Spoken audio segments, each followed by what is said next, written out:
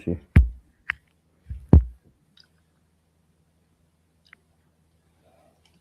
Now we're live, so don't swear. Oh.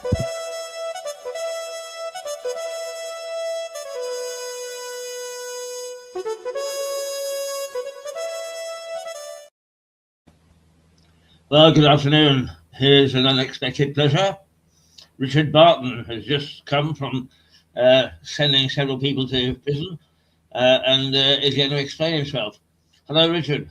Hello. I haven't sent anybody to prison today at all, and it's not my job to send them to prison. So, kind of you to suggest, but it's not my role, I'm afraid. I'm just I'm a pawn in the game of the criminal justice system. Keith, how are you at the moment, if I may ask? Sorry, I hope you don't mind talking about it on air. No. I think actually I quite like talking about it because it helps some people, you know. Yes. And people feel devastated by getting Parkinson's, and some people feel ashamed. I don't know why. On the other hand, they're quite open about it, as you know. Yes. In fact, I had a fall on the weekend. Mm-hmm. I had two delightful ambulance people turn up. They stayed for almost 2 hours, not because I needed the attention, but because they were enjoying talking to me. And the lady... Well, listening to you probably, Keith. Anyway, yeah, you carry on. The lady fixed my television. You need your television fixed? Call an ambulance. Yeah, get the paramedics in. My television is unwell. Yeah. Okay. I will tell you this, Keith. There was a very interesting little thing on Radio 4 today about the effect of some of the Parkinson drugs on people, because according to this thing, it's a lack of dopamine, isn't it? And they try and increase your dopamine to assist you with the symptoms. I'm not sure if that's right or not. There are 1,000 offers, yes, stem cell stuff on the internet. You could spend all day going through the offers. Right. None have been confirmed by the medical people here. No. And most are putting the arm in. The best one that I've seen so far is to do Irish dancing. Right. Okay. It's cheap. And they feel that it's effective. Well, I suppose it means you don't have to move your upper body anyway. There's that, because it's all from the waist down, isn't it? The proper Irish dancing. Yeah. So I suppose. No, this program had a chap on there whose father had Parkinson's, and it was fine to begin with, and he was on medication, and then they changed to a different, stronger medication, which radically changed his father's personality. And he went from being a very sort of cautious, perfectly sensible chap to becoming somebody who did various things, including frittering away his life savings on some land deal in Gambia. Now, you know, the alarm bells ring immediately, don't they, when you hear that? But it was. I just wonder, you know, whether you've had a radical personality change, Keith. Maybe you were a sort of quiet, self-effacing chap.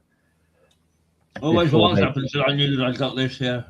Yeah. Oh, that's it then. That's good. No, I mean, I'm not aware of a personality change. No. I mean, you know me well enough now, Richard, that I always see the glass half full. And I continue to see that. That's when you're in the Black Horse and somebody is yes, indeed. Yeah, that's why it is. But my optimism for handling this disease does not involve expecting a cure within the next, in my lifetime. Yes. So you get on and handle what you've got. And I mean, my neighbour, who is doing a program for us tomorrow, Yes. just came in to say hello, and he said, "Oh, you be careful." He's always staggering across the apartment. Yes. And I stagger. I stagger on a daily basis. I can't help it. Yeah. So I accept the fact that I'm going to stagger. And when I get to the end, not very far, but when I get to the end, when I arrive at my destination, I feel like saying, "Hooray! Hooray! I made it!" Well, that's very laudable, and I'm sure it's the right attitude to have. Because otherwise, it would be very easy to sort of sit at home and worry about your woes, whereas you're sort of a very active chap, albeit you've got your Formula One motor scooter that you drive around. But yeah, it's good to see you, and good to hear you on good form as well, Keith, if I may say. Well, I'm like anybody else. I can have bits of depression, but it doesn't last for very long. No. And I mean, I am blessed with, as you say, a very active life, but also Yes. out of that active life, some very good friends. I mean, including yourself. Mm. And a man is blessed if at my age he's still got friends. I once, when I was in Northern Ireland, I once met I think it was Freud's grandson. Right. One of my colleagues said, I don't know, the man was about 55 or 60 or so, said, "How many friends do you think you will make between now and the end of your life?" And he held up one hand and sort of said, So I am lucky. No. Well, that's good. I was rather hoping that we'd have a guest on today, but unfortunately he's unable to make it, but will be around, I'm sure, for next week. And it will be I'm not going to say any more, but he will be an interesting guest, I think. Yeah. Who will talk us through various aspects of his legal life. How's that? So we're sticking to the theme, aren't we?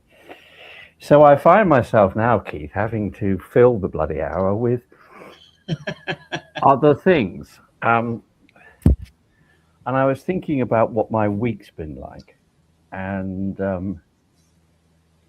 last week, and it was fine, but it's a very frustrating aspect of being a prosecution barrister. Is you put a lot of hard work in, and you have to sort of make sure all the evidence is in the right order. And I know it sounds stupid, but you do a lot of hours just getting everything right. And then you're finally able to say, close the prosecution case, you sit down. And then you think, right, okay, I'm now going to enjoy myself, because this defendant will get in the witness box and I will have a chance to have a chat with him. And my trial last week, which finished during the week, as often is the case, the defendant declined to give evidence. So my preparation for cross-examination was all wasted. Mm-hmm. And my modest pleasure, and I have to admit, it's a terrible thing to say, but my modest pleasure in cross-examining somebody came to naught. But what I did do, and here's a little tip if you ever find yourself cross-examining people, because he hadn't given evidence, I had my notes of what I was going to ask him. And I did this also, I don't know if you remember Jeremy Forrest, the teacher who abducted one of his pupils and went to France with her. Yes, was that out of Eastbourne? Out of Eastbourne, yeah, absolutely. He too declined to give evidence. And in both cases, all I did was I got up to make my closing speech to the jury, because that's the next event, and was able to say, you may think, members of the jury, that there's a lot of questions that you would have liked to heard asked of this defendant.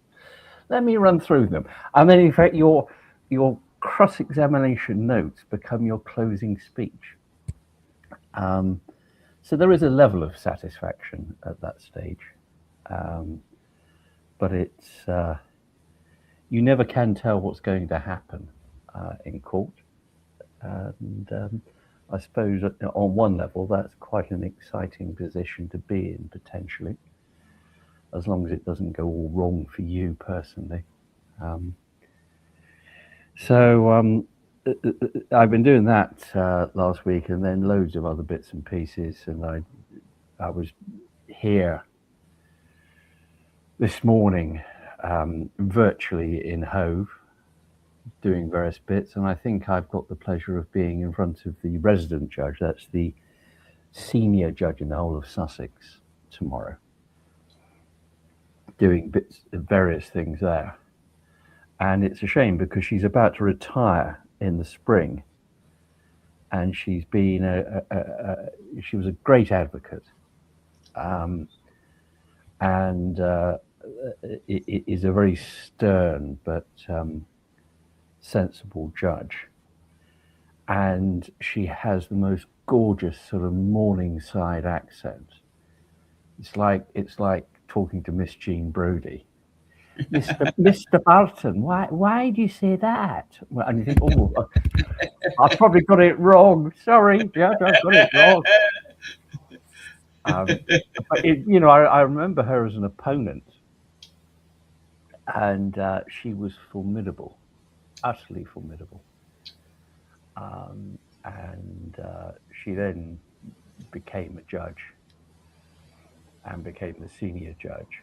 And the great thing about her is that her formidable cross-examination that she used when she was a barrister, she still deploys as a judge to counsel who appear in front of her. She just tears you apart. It's wonderful when you're watching somebody else get it. It's not so nice when you're on the receiving end. But I'm certainly going to miss her. She's a lovely lady, and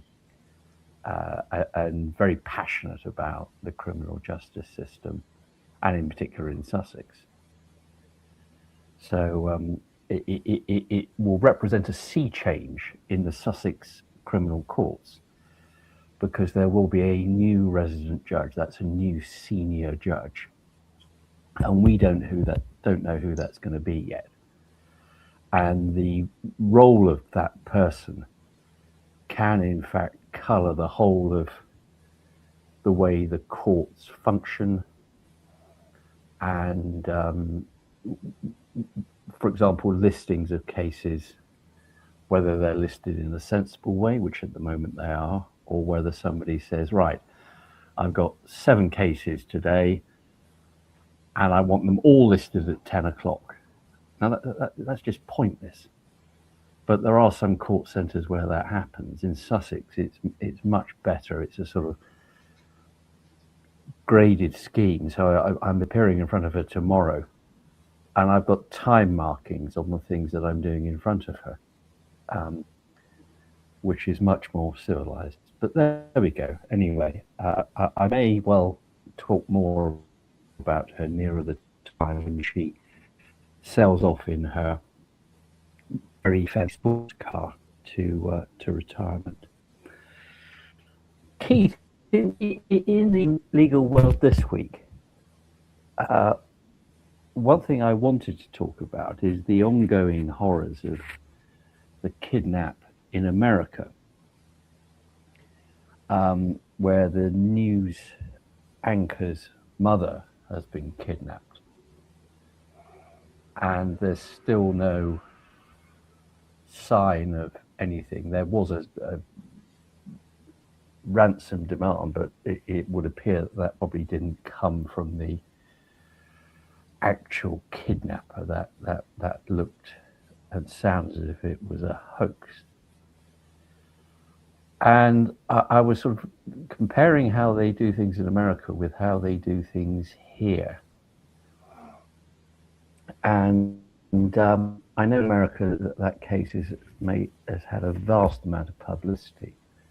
But what's also interesting, I suppose maybe because it's America, are the number of online private detectives who aren't actually private detectives. They've all got their own theories, and are apparently making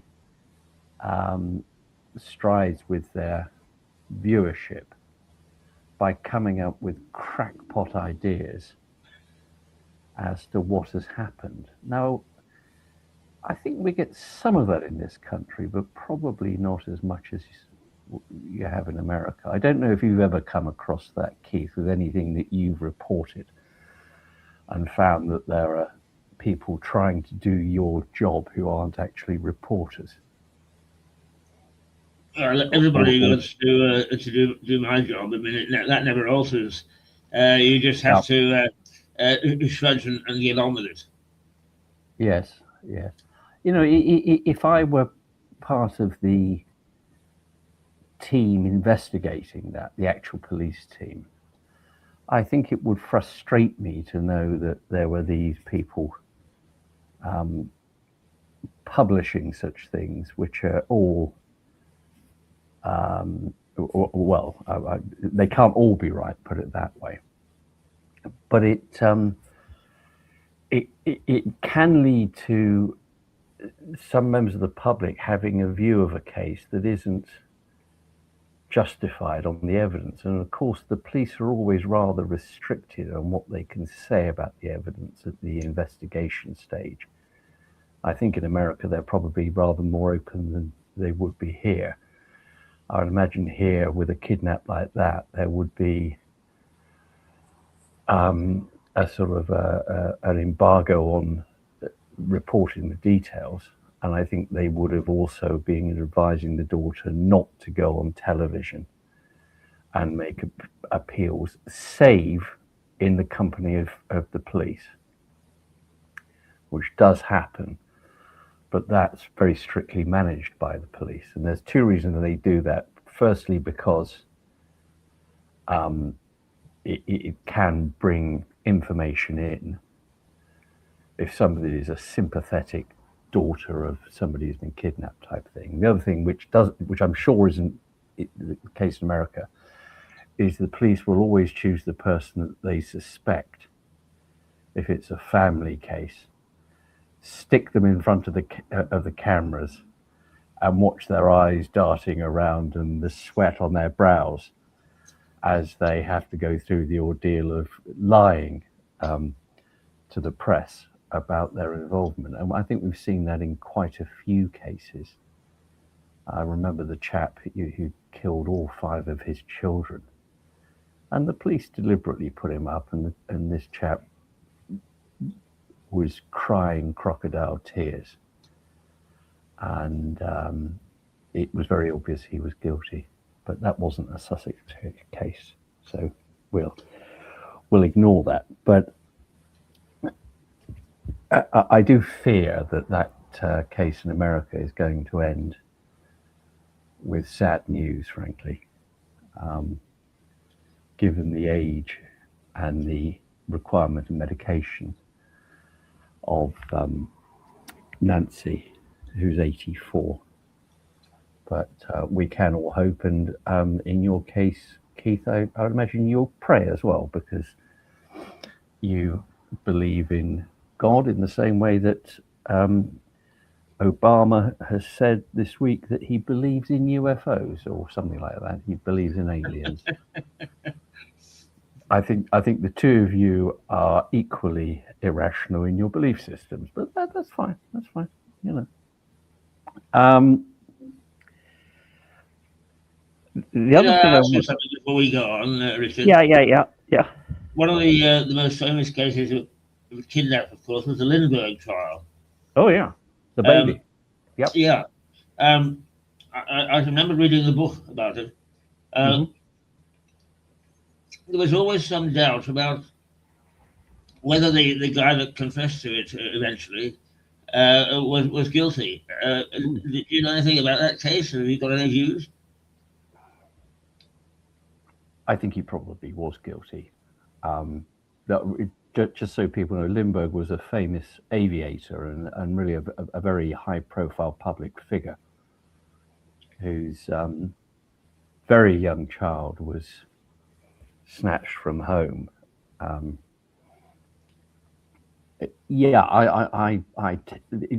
Again, it's one of those cases where there will be theories such as, oh, it wasn't him, it was somebody else, it was the child's nanny or something like that.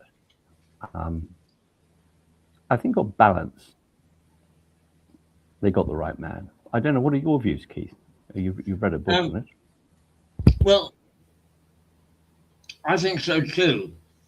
But I must say that in reading some of the evidence about the ladder and how he got into the house, I thought, God, how did anybody have the guts, I think, not courage, the guts to climb up a ladder, snatch a child, come down the ladder again, and then get away? I wondered where the people in the house were. Yes. These things can be sometimes surprising, but I do cases where people wake up in the morning, go downstairs and find that all their valuables have been taken and the car stolen from the driveway, and they haven't heard a thing. And that is an oddly common occurrence. I should say this, that if you are a domestic burglar, that is a dwelling house burglar, and you're caught for doing that with people in the house, that will significantly raise the sentence that you would receive for putting them through the trauma. Because if you're in the property and it's a sense of violation that people, even if they're not there, you go away on holiday, you come back, you find your house ransacked. Yeah. Whereas if you are there, I imagine that's even worse. And very often people move house because they associate that property with that event, which is awful. Well, I suppose it depends where you live, As my judge said last week, somebody said they lived in Haywards Heath, and the judge said, well, we all have to live somewhere, so I suppose some people have to live in Haywards Heath, don't they? I don't think there's anything wrong with Haywards Heath. It's just I couldn't bear living there myself because it's I couldn't either. it's just a sort of dormitory town that's only there because of the railway line. But it has no heart. If you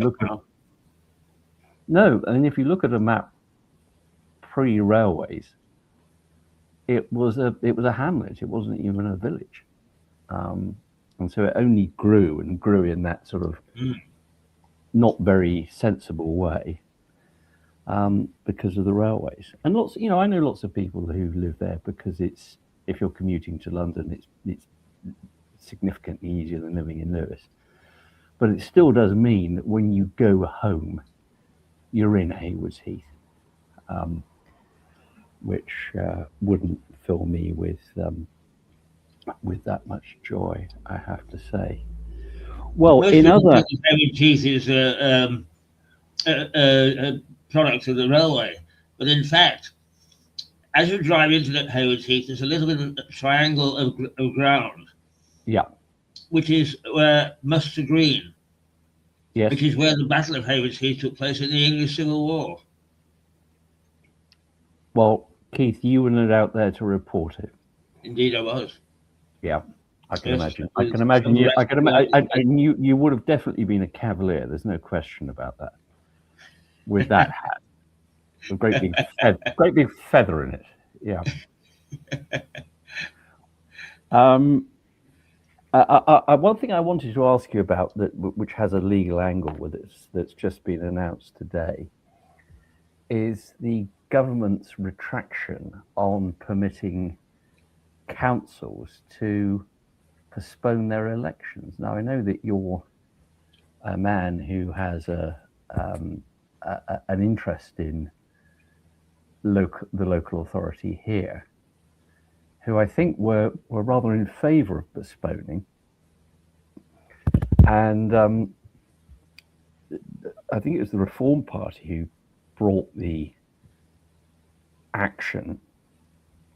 And clearly the government got the sense that the judge was going to be against them. And so they've stepped back from that, and all councils that are meant to be having elections are having elections. I was just wondering what your views are on that. Well, of course, there's a big hoo-ha about this government have taken away our democratic rights, as it were. I don't know whether that's not a political football. In Lewis, for instance, only something like 23% of people turn out to local elections. Yes. You haven't a clue who the cabinet are or the candidates. Once they get in, I mean, our good friend, the late Stephen Catlin, oh yes, said at Lewis level, at the town level, half of them never showed up. So I wonder what democracy, in fact, it's attacking. Having said that, the principle is absolutely right. So to take it away must be wrong. Yes. Well, that was my view. But it's an interesting use of the courts to strong arm the government into yet another volte-face on one of their, maybe not policy is too strong a word, but one of their decisions that they've made, where they realise, oh, we've got this wrong. We have to go back on what we said. And it was the threat of a judge. It wasn't the judge making the threat, but it was, I'd imagine they had legal advice saying, we could lose this. And then the political advisors would say, oh, if the judge is against us and you lose it, that's going to look very bad. Even worse than you changing your mind now. It's better to change your mind now. And you can sort of spin it as giving people democracy. I don't really mind, Keith, that it's a relatively small percentage of people who vote in the local elections, because people have got a right to vote if they wish to. And all I would say is that if people then complain about the local government they get, then they ought to look to themselves and what they can do to make things different, including voting the next time. But maybe that's a radical point of view. I don't know. Well, I mean, my view is a radical one anyway, because I think I may have quoted to you, because I'm very fond of this argument, is prior to his sweeping election last time, Boris Johnson made a speech saying, from the top to the bottom, meaning parish councils and so on, the British form of government was not fit for purpose. Yes. And I thought, come on. Some of this is lasted for a good many years or even centuries. And then I began to think, no, hang on. I think what he was saying is that the people who officiate governance are the ones not fit for purpose.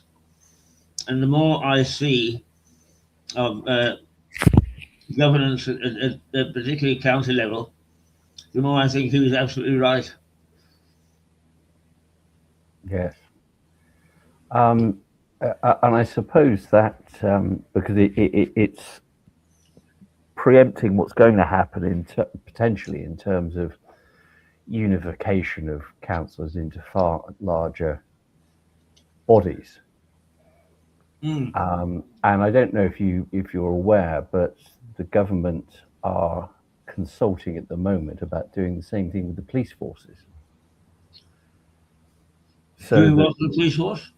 Well, amalgamating them together in right. bigger lumps. So Sussex, I think, would be paired with Surrey, and Kent and Essex on the estuary would go together, and so it goes on. It worked in Scotland. There is only one police force now in Scotland, whereas there used to be smaller forces. And that brings me on to something which, in fact, I think is relevant to this, which has been in the news only today. And it's I'm not sure if you had a chance to read about it, Keith, the case in Dorset where a man was convicted many years ago, 20 odd years ago, of a murder. And it's now said on his behalf that, in fact, the person who was the main witness was a inveterate liar, and 13 other witnesses who gave evidence at the trial, prosecution witnesses, have come forward and said, well, we were pressurized by the police in order to say this. Now, it's interesting because, of course, we're not going back that far. But what does happen with a case like that? And it's relevant to the fact that it's Dorset, because they're a small police force. In fact, I know somebody. I've got a relative who's got a relative who's in the Dorset force, and with the exception of Bournemouth, which is sort of bright and light in terms of crime, they don't have a great deal of crime there. So it's a small force with relatively modest amounts of crime, and certainly they don't very often have murders, unlike Sussex, which does. And so when you get the murder of a young woman, as was the case then, walking home, who's stabbed to death, the pressure on the police is enormous to find somebody. It's the Casablanca line: round up all the usual suspects. In other words, don't worry about the evidence, just find me somebody who we can pin this on. And so they alighted upon this woman who gave an account of effectively witnessing it happen in a way that in fact contradicted the deceased's dying words about the circumstances in which she was stabbed to death. And the police end up building a case around them, which is exactly what they shouldn't be doing. What they should be doing is investigating. They're not saying, we definitely got you and we'll prove it's you. They should be saying, we're investigating, we'll look at it to see whether it is you. And if it is, it will go to the Crown Prosecution Service to be charged. And if the evidence comes out that it's not you, or we can't be sure it's you, then it will go no further. But with a small police force, and what I'm sure at the time was a high-profile, horrendous murder of a stranger, I'd imagine the pressure on the police would have been sufficiently great that there were officers who were willing to pressurize witnesses. Now, if that's true, and it's really only come out now, the chap has, I haven't really read into the details of it, but he was tried 3 times. 2 times the jury couldn't decide, and it was the 3rd time, which is an odd feature, because normally, if someone is prosecuted and there's a hung jury, then the prosecution will go again, retry.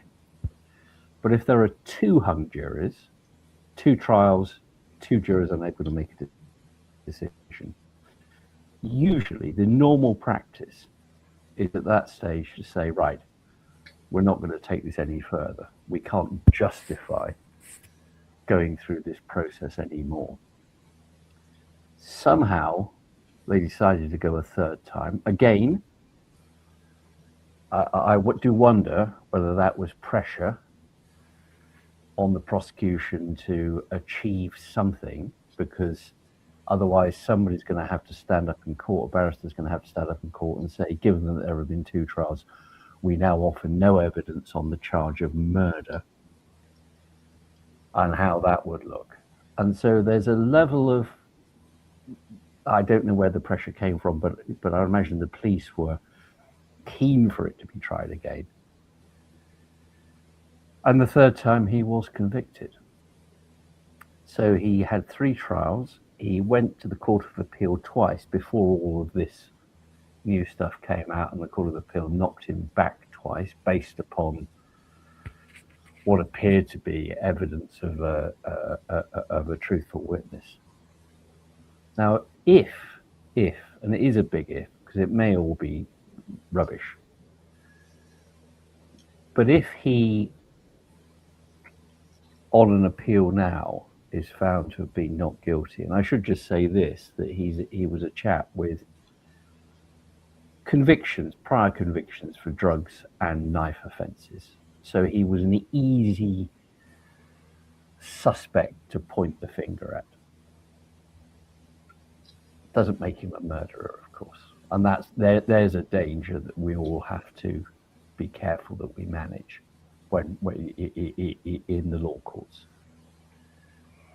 If he is found to have been wrongly convicted, obviously he will be released. He will ultimately receive compensation. But there will be a number of officers, or probably now ex-officers, retired officers, who will be sweating a bit, because if they have in any way pressurized witnesses to say things that aren't true, and that resulted in a man going to prison for over 2 decades for a murder that he didn't commit, then there will be enormous public interest in those police officers or ex-police officers being prosecuted, and they will go to prison. And being in prison is not a great place if you're a police officer, of course. Police officer, no. But it's an interesting story. It may well be that nothing comes of it. It may well be that it's simply not the case that this witness was a liar, that the 13 witnesses actually gave true accounts. But it does sound very strongly as if the case ought to go back to the Court of Appeal at least to determine that. I don't really know what I'd do if I was in prison for as long as him. I know somehow they got an interview with him, and he was saying, I could have been released by now. But I didn't want to, because in order to be released, a precondition of release is that I admit the crime and I didn't murder her. So he's languished in prison all that time because of his unwillingness to admit it. Now, yes, people can lie about that sort of thing or not admit it to themselves, but that's a pretty powerful incentive, if you have done it, to say, yeah, I did do it, and I'll go on the courses you want me to do to show that I'm not a danger anymore, and I'll come out and be on license and all that sort of thing. He could have said that, but he didn't.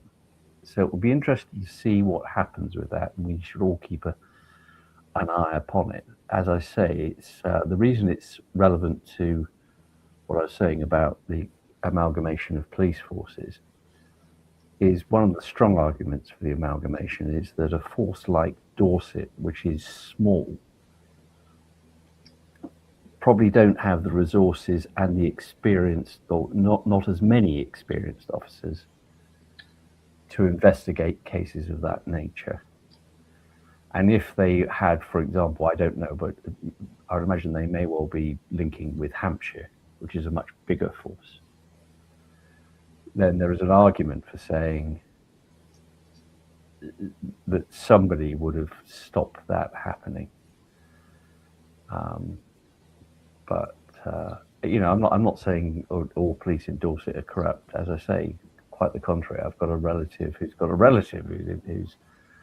a very fine police officer in Dorset.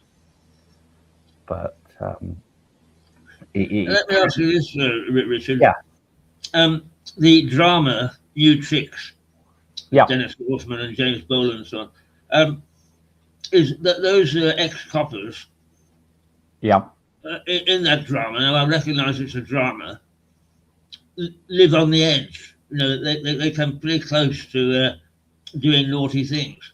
Is that your experience of the police force, or is it quite rare for coppers to live on the edge? I've never seen the programme.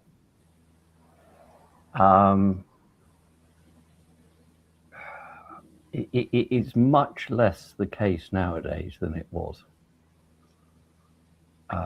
But yes, there were times when, and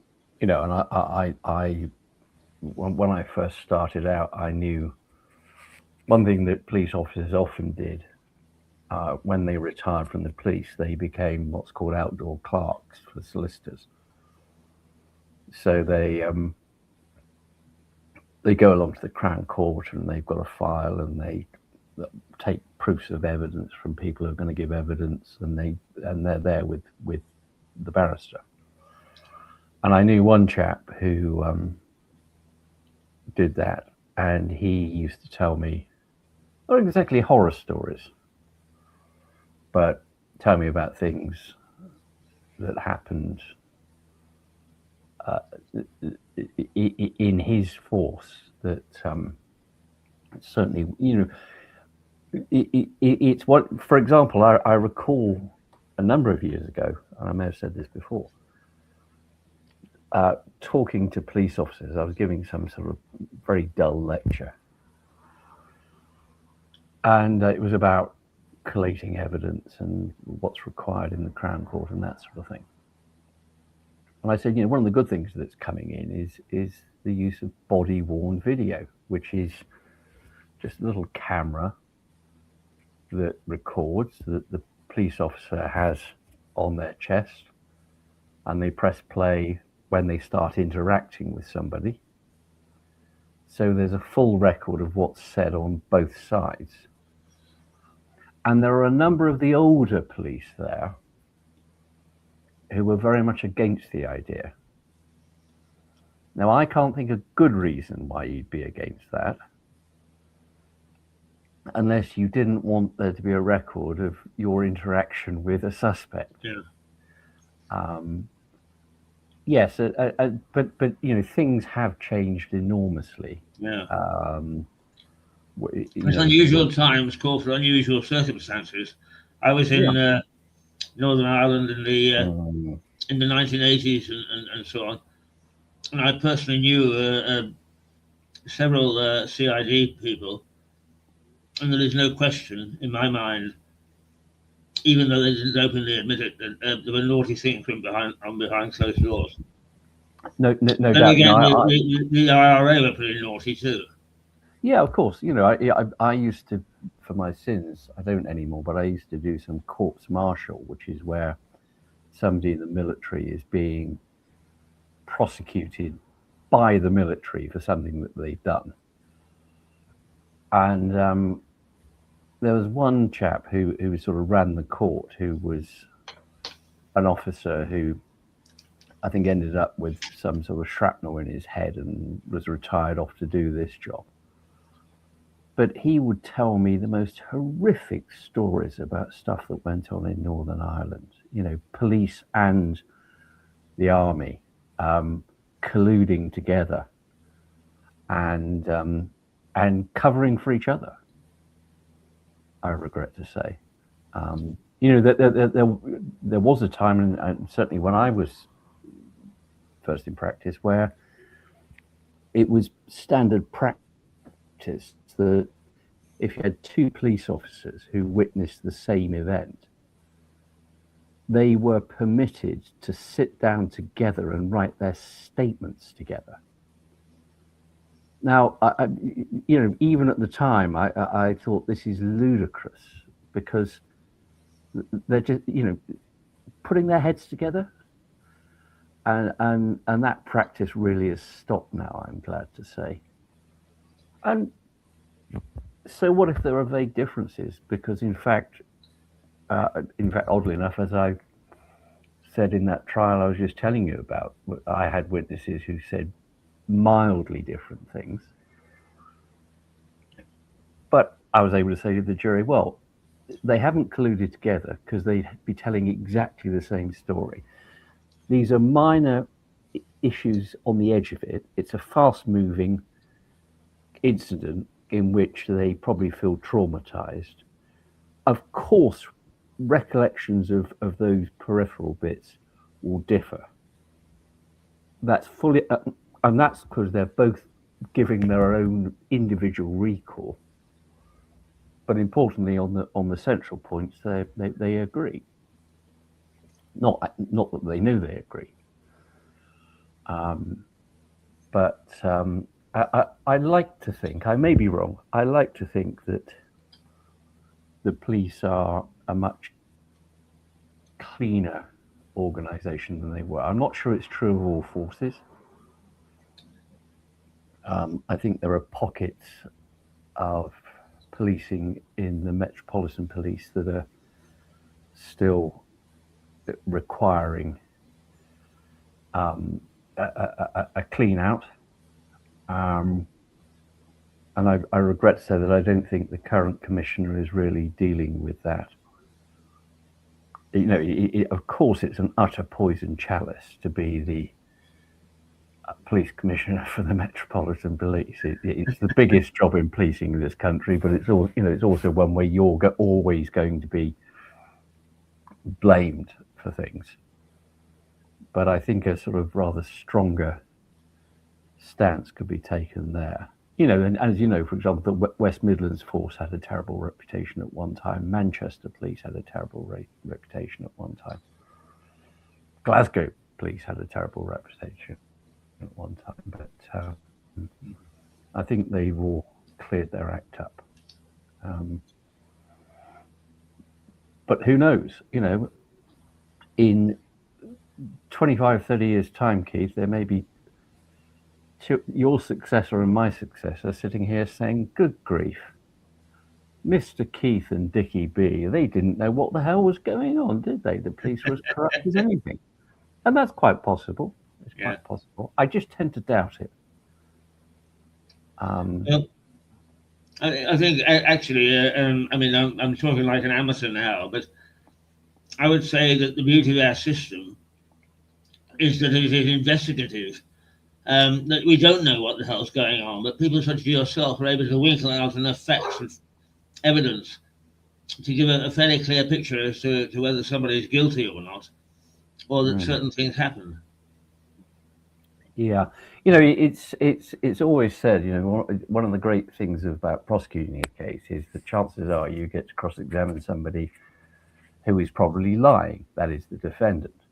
Now that is a pleasure, but the greater pleasure, undoubtedly the greater pleasure, is if you defend and you've got a policeman trying to somehow gild the lily of their evidence. That really can be a lot of fun, and I've had that. And when I was younger, I used to also do civil actions against the police. That is where somebody has been, the police have done something wrong to them. It's not prosecuted. It's a civil case albeit it used to be one of those rare civil cases like defamation where you'd have a jury. So in fact, they were quite fun cases. And one of them I recall very well. He was of course, he was a ne'er-do-well. He was a member of the traveling community with loads of convictions. And lived a sort of a very dodgy lifestyle. Looked a bit like Walker from Dad's Army. And he said, this copper punched me in the face.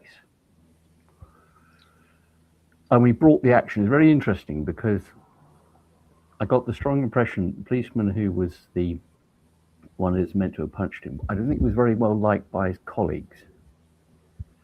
Because obviously he, the alleged puncher, gave evidence.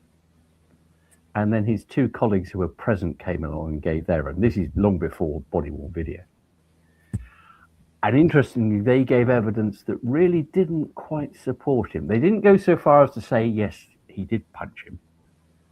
But they left it sufficiently clear that, in fact, something bad had happened that they were uncomfortable with. And my dear client was successful and got, obviously it's a civil case, got a significant compensation payout, which I would imagine he would have used on drink and drugs and buying himself an inappropriately large car. But, you know, there are times when the police do get caught out, which is, it's got to be a good thing, because we don't want people like that policing us. And if if you're a victim of crime, you want to know that the officers who are coming to assist you are going to be straight, are not going to do anything. Because if they in a way, the worst thing a police officer can do is try and help somebody in that position by not exactly tampering with the evidence, but fluffing it up a bit. Because in fact, you can lose a case if an officer does that. You just want it exactly straight from the police.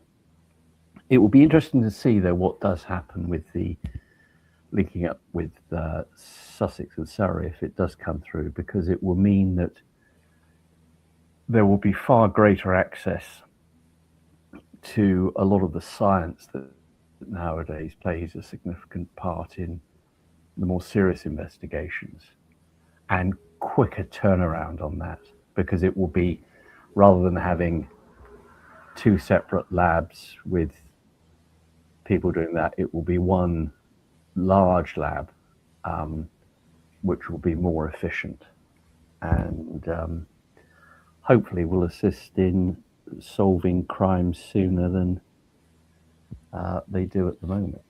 But who can say? Keith, I'm conscious of the fact that we're almost coming up to the Archers' time, so which is important, of course, isn't it?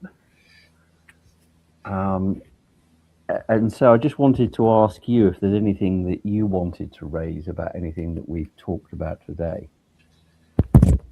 No, my relations with the police have been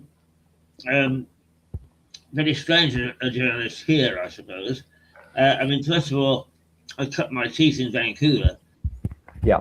Where, whether we like it or not, the judicial system is somewhat different, yes. Particularly the powers of the police. But then, of course, I wasn't here for very long before I was shipped off to Northern Ireland, where once again the powers were very, very different. But while I was here, I was head of news at the new commercial station, BRMB in Birmingham.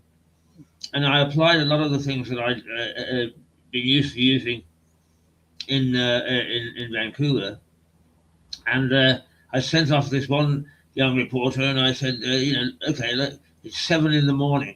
go down and be the first to look at the charge list and so on and so forth. And he came back and said,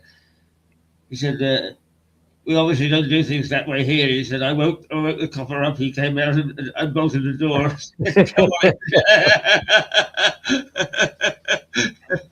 Yes, things like. Well, tell me this: when you worked in Birmingham, did you actually have to adopt a Birmingham accent in order to do that? Well, I was born in that region, so it's not too difficult for me to do that. Hey, Wes, do you want to know what it's like? Yeah, right. Yeah, that's right. There's a lovely story about two barristers doing a case, and I think it was just a sort of short case. Maybe somebody who was due to be sentenced. So the prosecutor would talk first, and then the defence counsel would have his say.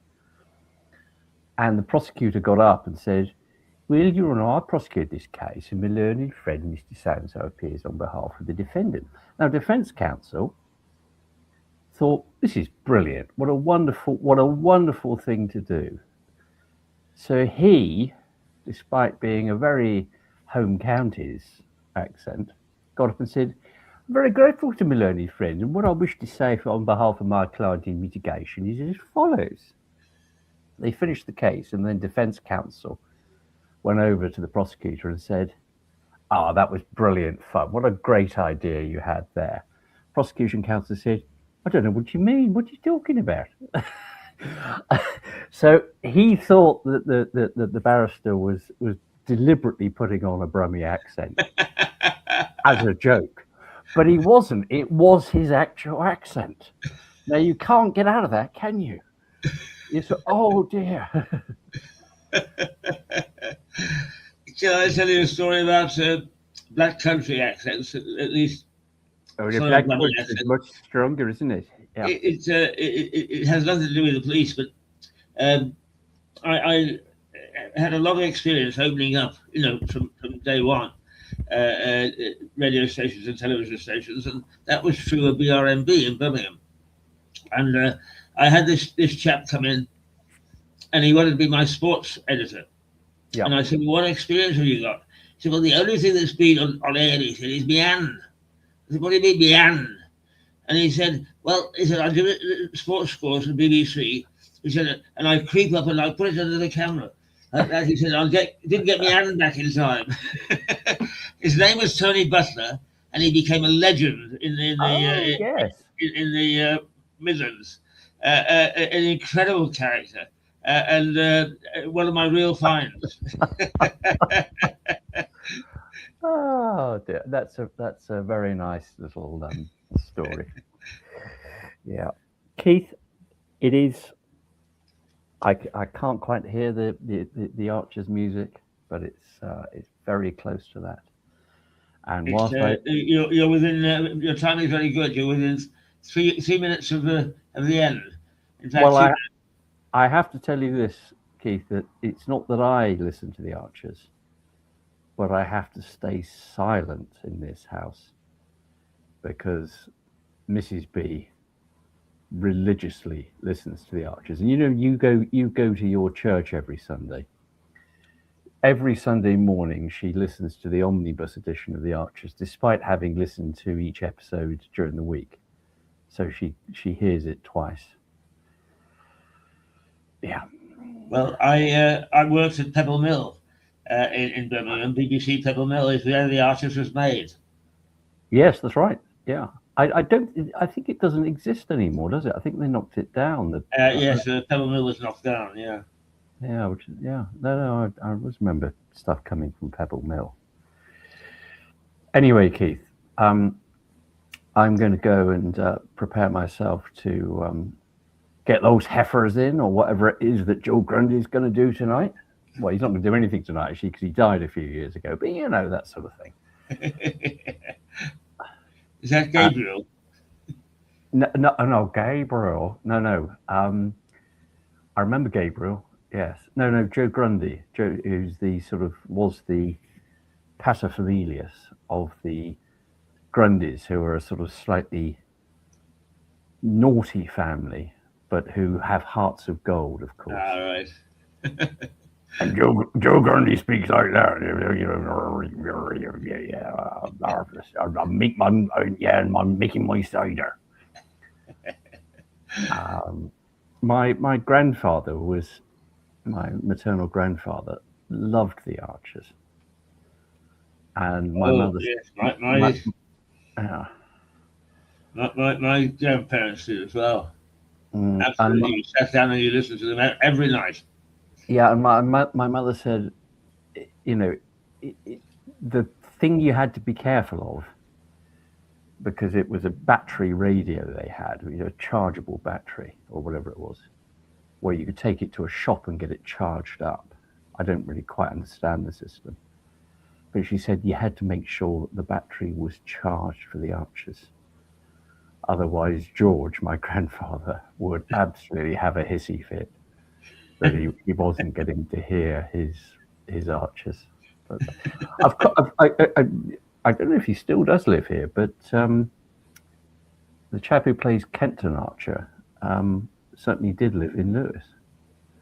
Oh, really? Yeah. And he's the grandson of Neville Chamberlain, I believe, but I may be wrong about that. But Kenton was a naughty boy when he was younger, but has now, for many years, turned his life around. Respectable. Yes. Well, he runs a pub. That's quite respectable as far as I'm concerned. Yeah. Anyway, I'm definitely going to have to go now, Keith. Right. Well, it was good to listen to what you have to say, as always, Richard. And you probably will get several kicks at the cat this week, because I shall expect you Thursday morning, and I'm going to replay this probably tomorrow at some stage. Right. Yeah. I don't know. I'll have to see about Thursday morning. Strangely, some of us have a career. Yeah.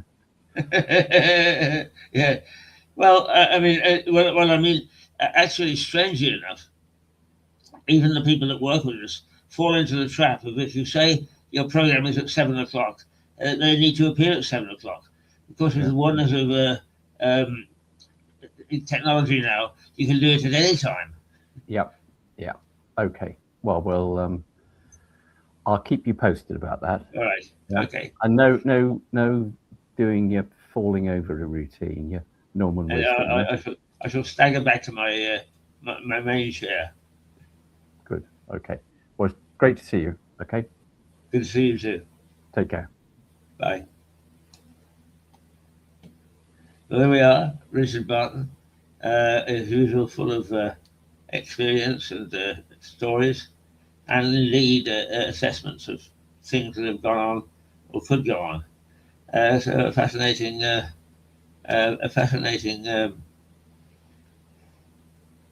story. Fascinating. What should we say? Star.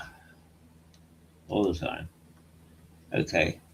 Well, we're going to say goodbye now, and we'll see you tomorrow.